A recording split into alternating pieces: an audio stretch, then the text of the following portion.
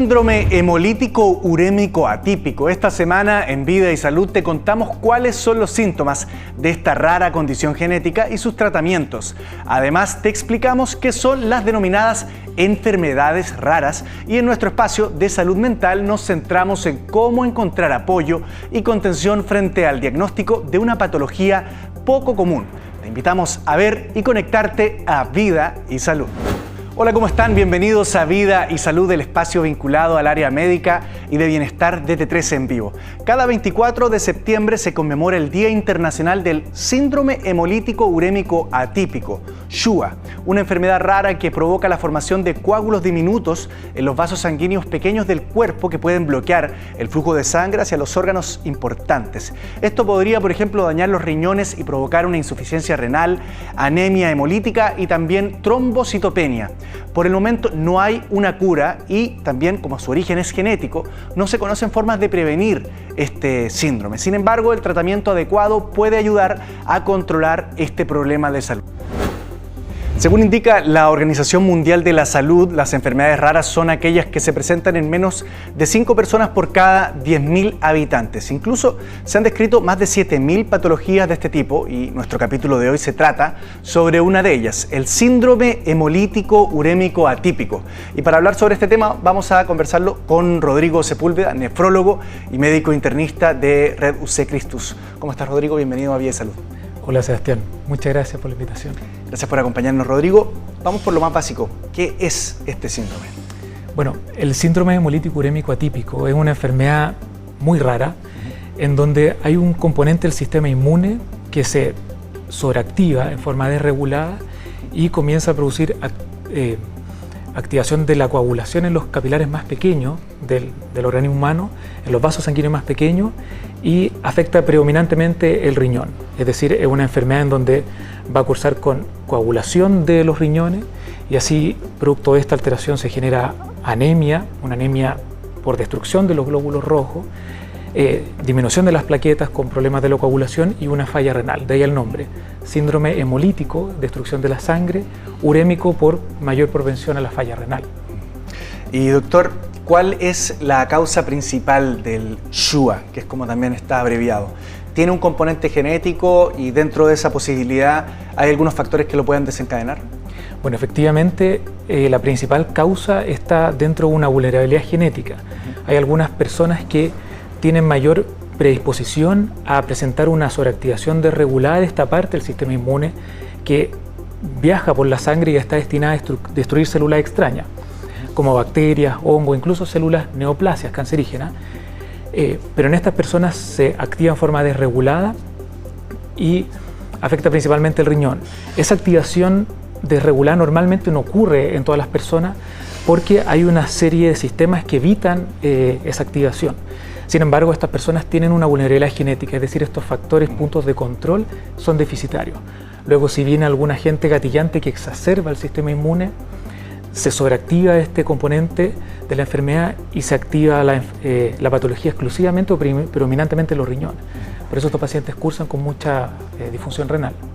Claro, esas son las causas, o sea, son las consecuencias que ya se pueden ver de forma más evidente, pero cuando una persona está comenzando con esta enfermedad, ¿cuáles son los síntomas? Porque tengo entendido que también muchas veces puede confundirse con una infección viral.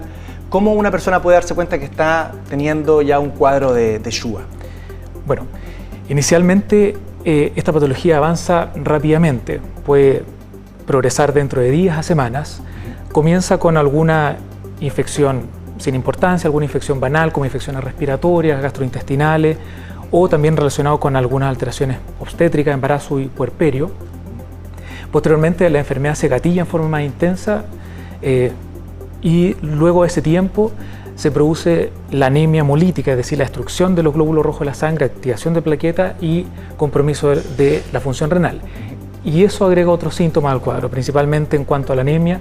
Los pacientes tienen fatigabilidad, cansancio al hacer actividades actividades leves, palidez, incluso tinte amarillo de la piel, pueden haber propensión a tener hemorragias, lesiones cutáneas en la piel como equimosis y los síntomas de la falla renal, que si es muy severa, también fatigabilidad, somnolencia, muchas ganas de vómitos, náuseas, entre otros síntomas del fondo de la falla renal. Y una vez que ya está experimentando estos síntomas la persona, ¿qué pruebas hay que hacer? ¿Cómo se puede diagnosticar el síndrome hemolítico urémico atípico? La verdad es que esta enfermedad junta varias complejidades. Uno, que es una patología rara y que el diagnóstico es un proceso más o menos complejo. Se caracteriza por alteraciones de laboratorio que están bien definidas.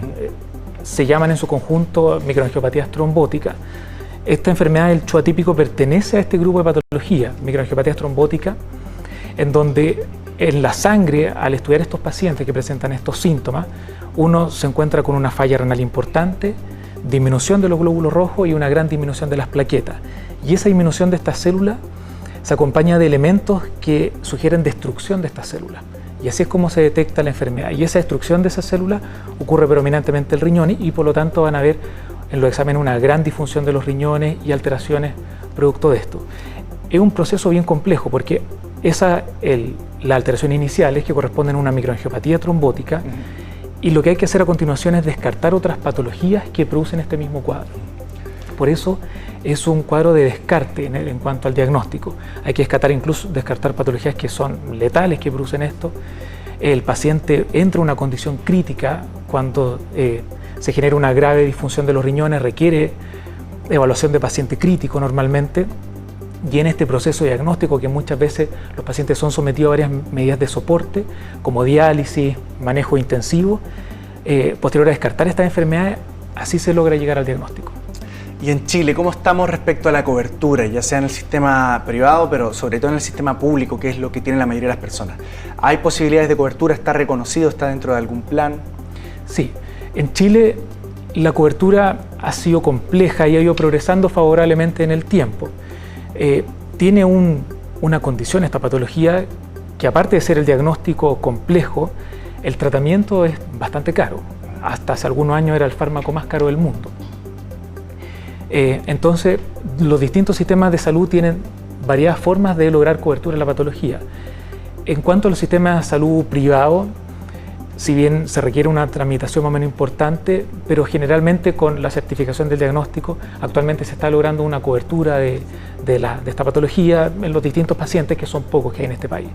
En cuanto a los pacientes que tienen previsión FONASA, por lo que tengo entendido, muchos casos han necesitado judicializarse para lograr conseguir el tratamiento, pero lo han conseguido. Sin embargo, es difícil, es un proceso y mientras tanto los pacientes pueden estar graves, y ahí en el fondo consume tiempo, donde se dañan más los órganos, tanto en el proceso diagnóstico como en la obtención del fármaco. ¿Quiénes son las personas o los grupos que pueden verse más afectados por este síndrome tan poco común? ¿Son las mujeres, son los hombres, jóvenes, personas mayores, adultos, etcétera? Como esta enfermedad tiene una vulnerabilidad genética de base, parte desde edades precoces, de hecho desde el neonato, infancia, adulto joven. Principalmente los más afectados son infantes, adultos jóvenes. En el caso de los infantes, la proporción es similar a hombres y mujeres, pero ya en adulto joven, adulto, la proporción favorece más a las mujeres. Tienden a ser más afectadas las mujeres por este tipo de patología. ¿Y a propósito de qué factores? A propósito de factor inmunológico. Además de estar la vulnerabilidad genética, como también se gatilla esta enfermedad por infecciones, embarazo, ¿no es cierto? Consideraciones también de algunos fármacos que son más frecuentes de uso en las mujeres o activación del sistema inmune que tiende a ser más intenso en las mujeres, son las que más frecuentemente se afectan. Y doctor, respecto a las personas que viven con este síndrome día a día, desde el punto de vista práctico, en el día a día, ¿cómo se ven afectados? ¿Cómo es la calidad de vida de estas personas? El fármaco es un fármaco que se administra por vía intravenosa y logra controlar la sobreactivación de esta parte del sistema inmune. Con este tratamiento, la verdad es que, salvo por la necesidad de la inyección del fármaco y por algunos resguardos que voy a mencionar, pueden tener cierto grado de vida normal. El fármaco es bastante efectivo en el sentido de que logró cambiar el pronóstico de esta enfermedad, que era totalmente catastrófica, dejaba a los pacientes normalmente en diálisis o incluso con riesgo de ser letal en la primera parte de la patología. Actualmente pueden llevar una vida relativamente normal solamente con la infusión del medicamento, que el fármaco que se inyecta actualmente es uno ravulizumab, que está incluso ya aprobado y certificado por el ISP desde este año. Este tratamiento, como deprime un poco esta parte del sistema inmunológico, genera que los pacientes queden con cierta vulnerabilidad a algunos cuadros infecciosos. Por lo tanto, el otro resguardo importante que deben tener una educación para evitar ciertos procesos infecciosos y esquemas de vacunación también para evitar que se generen infecciones por patógenos específicos que pueden afectarse dramáticamente por esta susceptibilidad inmunológica que tienen, por no tener defensa suficiente para enfrentar esos cuadros. Doctor, ya para ir cerrando la conversación, ¿le gustaría entregar algún mensaje sobre la concientización de esta enfermedad tan poco común, verdad? Bueno, la verdad es que esta es una enfermedad rara, de diagnóstico difícil, y lo importante es concientizar en parte a los pacientes, pero también a los equipos de salud, ya que quienes se ven enfrentados inicialmente a esta patología son médicos de urgencia, médicos de intermedio o de unidad de paciente crítico. Esta enfermedad en el fondo parte como un síndrome, es decir, un conjunto de alteraciones que tienen múltiples causas, pero es importante sospechar esta patología, de que son pacientes críticos normalmente, en donde si se logra diagnosticar prontamente la patología y se logra instaurar el tratamiento, cambia dramáticamente el pronóstico de esta enfermedad. Por lo tanto, el mayor mensaje es hacia, sobre todo los médicos de primera línea, de urgencias, que se enfrentan a pacientes que presentan esta combinación de anemia, disminución de glóbulos rojos, disminución de plaquetas, por destrucción de células asociado a una falla renal predominante. Muchísimas gracias, doctor Rodrigo Sepúlveda, nefrólogo y médico internista de UC Christus, por haber conversado con nosotros sobre el SHUA. Muchas gracias. Nosotros también ahora nos vamos a una breve pausa y seguimos conversando sobre salud acá en Vida y Salud por T13 en vivo. Tierra Brava presenta a sus 14 confirmados: Junior Playboy, Eva Gómez, Pamela Díaz, Jonathan Mujica, La Guarén, Azad Mabet, El Futuro, Camilísima, Miguelito, Shirley Arica, Camila Arismendi, Fabio Agostini, Simón de la Costa, Luis Mateucci. Tierra Brava, cosechas lo que siembras. Gran estreno este domingo, 22 horas, por el 13 y sus plataformas. El 13, el canal de los realities. Pronto, Cyber Entel, con hasta un 55% de descuento y hasta 24 cuotas sin interés para lanzarte con todo. Recibe en 2 horas, con despacho sin costo, próximamente en tiendas y en entel.cl. 3, 2, 1, go. Ahora puedes ver todas las señales de 13 Go totalmente gratis. Entretención, icónicas teleseries, realities, cultura y mucho más. Disfruta sin costo del mejor contenido desde tu celular, tablet o Smart TV. Descarga gratis 13 Go. Instala nuestra aplicación y sintoniza Canal 13, T13 en vivo, Deportes 13 y nuestras señales 13 Go. Hoy prendimos la parrilla en la gran fonda del 13.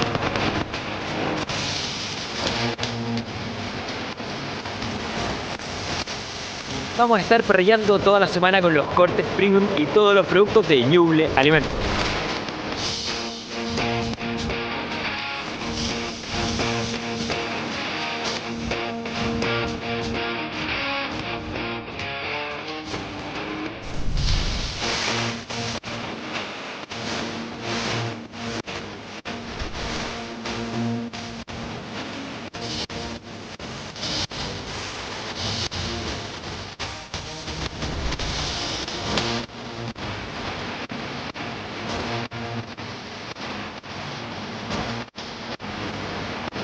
Para poder disfrutarlo en tu casa, lo encuentras en carnes.cl. ¡Viva Chile! Pronto, Cyber Entel, con hasta un 55% de descuento y hasta 24 cuotas sin interés para lanzarte con todo. Recibe en 2 horas, con despacho sin costo, próximamente en tiendas y en entel.cl. Eco juego can dedicamos Hikaga, canon dedicamos el queque, caquero, cucaca. Y con nuestro panel de expertos nos estamos preparando para disfrutar al máximo los Juegos Panamericanos.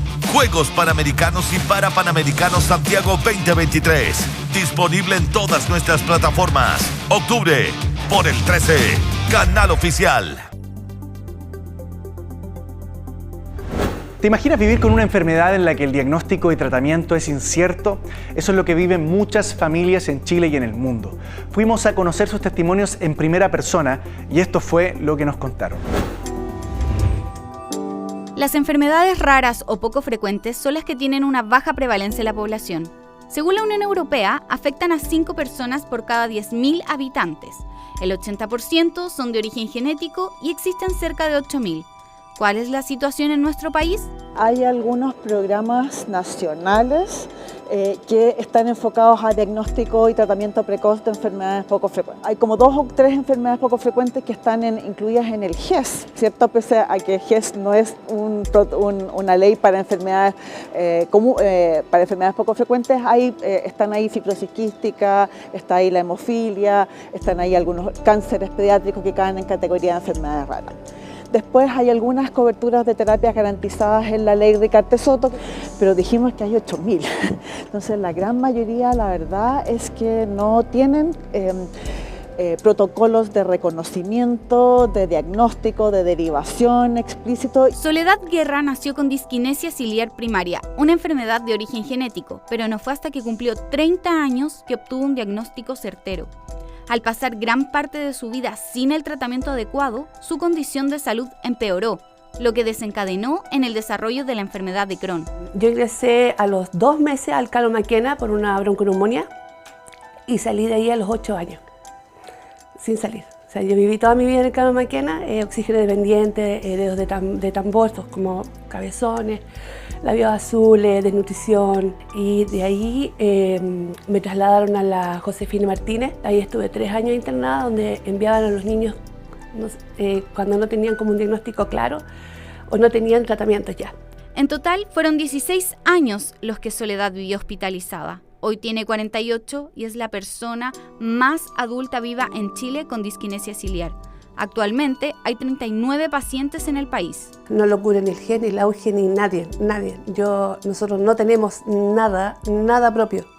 Todo nuestro dinero se ha ido para pagar tanto hospitales, tratamientos y médicos. A partir del año pasado, en septiembre del año pasado, dio gratis las hospitalizaciones, a partir de la letra D de FONASA.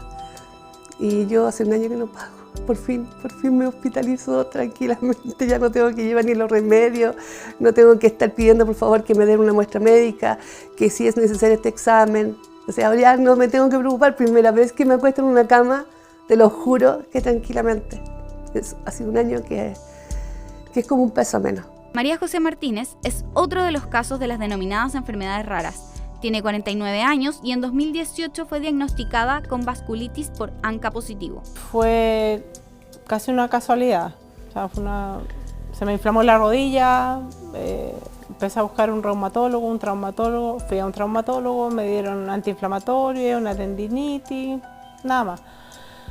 Y por esas cosas de la vida encontré una reumatóloga que tenía hora para el día, porque reumatólogo en Chile es como sacarse la lotería, encontrar uno que te pueda atender un mismo día si no tienes hora para 3 meses.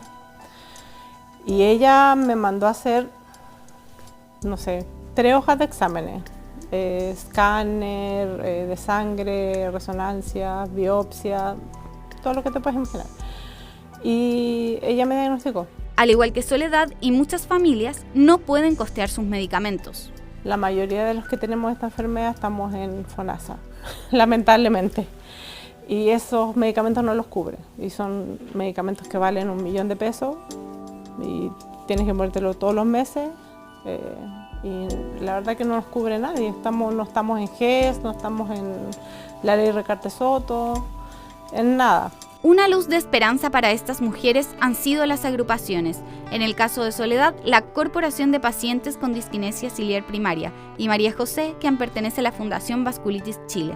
Es una agrupación de padres que están buscando apoyo de que el gobierno los acoja en el GES para abaratar también los costos domiciliarios más que nada, para que tengan como una canasta de medicamentos, la misma que tiene la fibrosis quística y la fibrosis pulmonar, que ellos sí. Fibrosis quística está reconocida por el GES, pero nosotros no.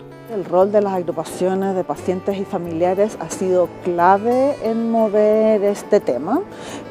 Hubo un trabajo conjunto hace 2 años atrás con las agrupaciones, la academia, legisladores, la industria, para generar un plan nacional en que estuvieran estas prioridades, ¿cierto?, establecidas ahí de educación, de provisión de servicios, también de regulación y legislación, de cobertura financiera, etc.